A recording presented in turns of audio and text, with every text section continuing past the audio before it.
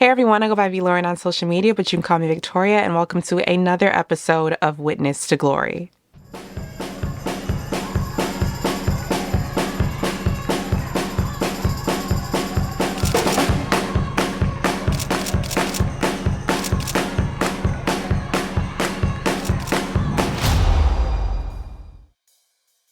So over these past episodes, I've been focusing on the theme of storytelling, specifically highlighting aspects of my own experiences, but I want to dive more into the technical, creative side of storytelling when it comes to church photography. It could be the common experience that as a church photographer, many people might see you walk around with a camera in your hand and think that you're just taking pictures. For those who approach the medium as a form of storytelling, we do more than just press a button. When you see me with my camera, just know that I am actively engaged in a mental exercise of constructing themes and narratives. I am looking for specific moments that contribute meaningfully to a larger story. My mind is working through a process where I am able to envision how each captured image fits into this narrative that is developing before my eye.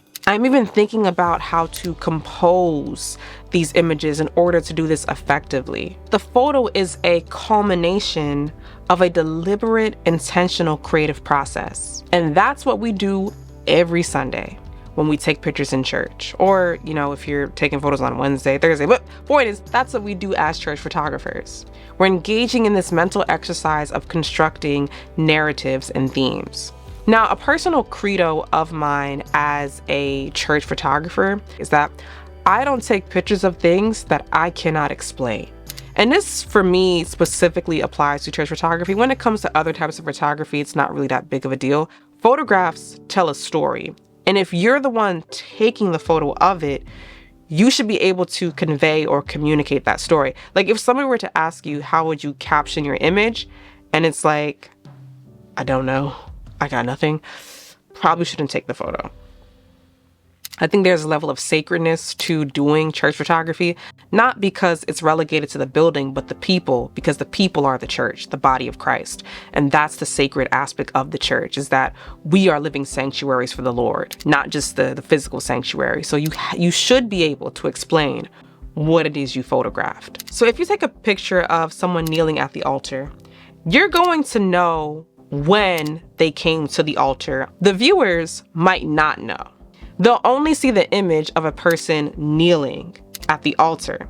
They won't even know if it was at the beginning, middle, or end of the service, unless they were there. Sometimes there can be an overemphasis on church photography being used for the outsiders, meaning that the photos can serve as a way to show people who don't attend your church what's going on at your church. Church photography is just as important for the insiders, the people who attend your church, because they are the first-hand witnesses to what you're photographing.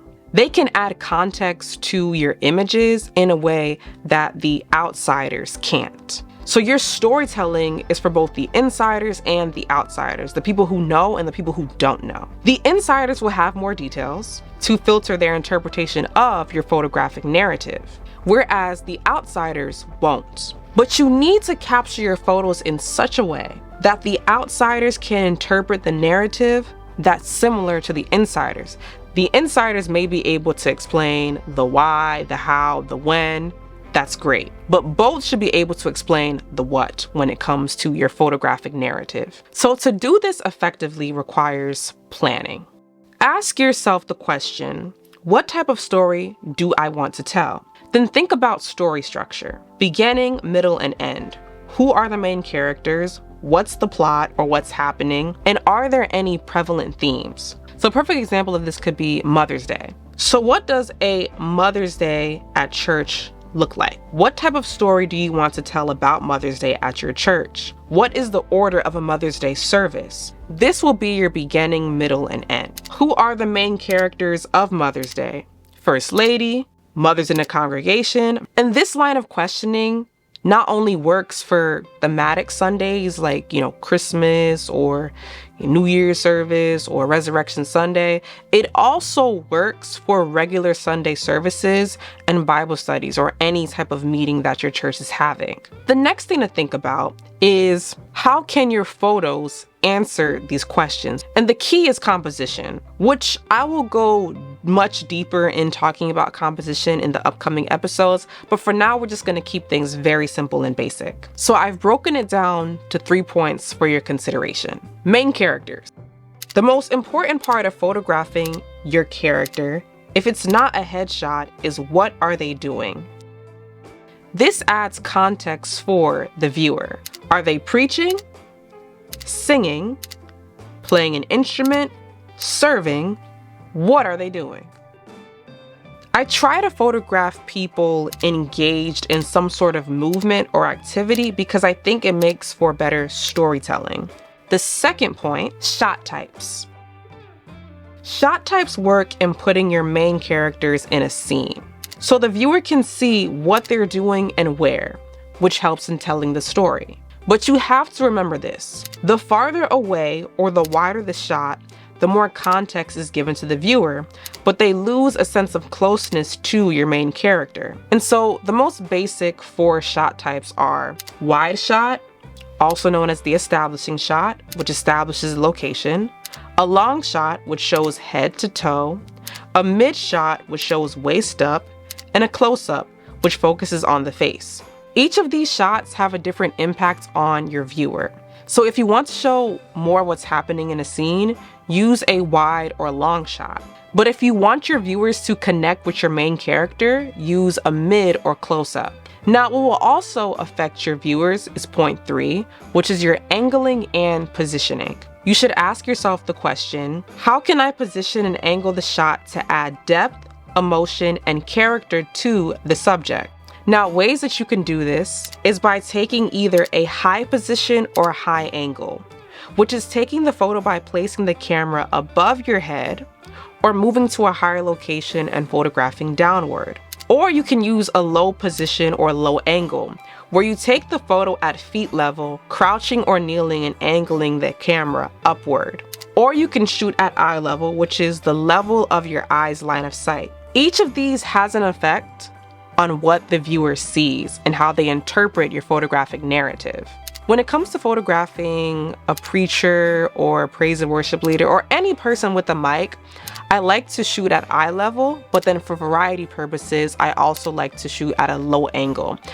There's something about, this is I guess like a psychology concept, there's something about photographing somebody at a low angle that gives the viewer the sense that the person is important. It's like that Superman type of shot. I like to use high angles, high position type of shots, especially when I am photographing the congregation so that you can see the large body of people. And this also kind of works as like an establishing shot or a wide shot, but it depends who your main characters are. That's going to shape the shot type and how you're going to angle and position yourself. All of the above works in telling a compelling story when it comes to your photos. Now, the last thing I think you should consider when it comes to your church photography and storytelling is to consider if your story can be told in a single shot or through multiple shots. A wedding is told through multiple shots. However, the single shot that can encapsulate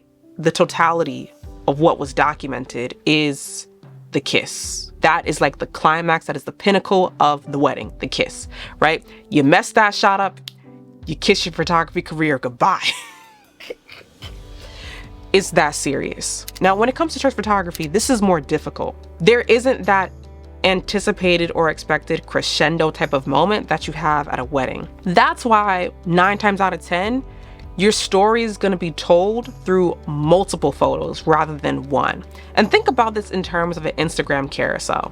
If I only had one photo, and this will be the photo that let people know this is what happened at church today, what would that shot be? That is a very difficult shot to get. A single story image works in that you only need just one photo that tells what is happening. And the reason why this photo is not easy to capture is because you have to think about the context the sentiment of the congregation.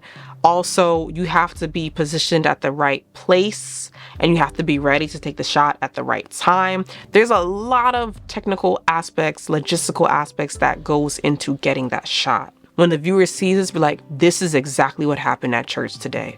This is it. So the thing is for the single story photo is that it's really an intentional effort that requires you to hit the 3 points of main character, shot types, and positioning and angling for your overall composition. I think when it comes to church photography, I don't think the story is meant to be told in a single photo.